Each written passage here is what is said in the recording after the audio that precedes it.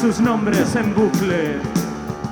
Prendieron mechafuegos artificiales que les dejaron cegados por las luces y sintieron que la carretera se alejaba y que aún no estaban en ningún lugar, que eran los coches y los árboles lo único que les hacía avanzar. Y ocurrió así.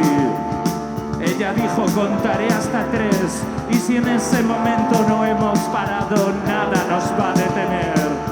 1,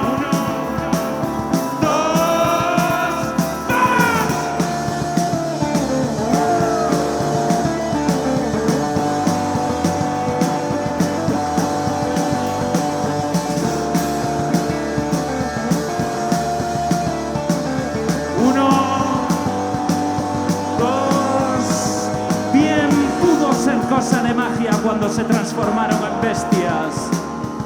Él en un lobo feroz y ella en un pájaro con cresta. Y a ellos solo les preocupaba ser felices siendo fieras en su refugio.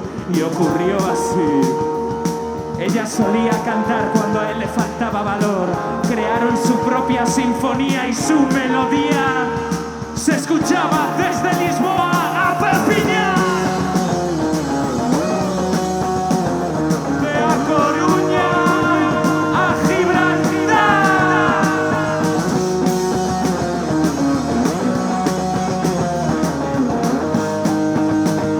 Desde Santiago al cielo solía mirar como a la serie negra de Goya.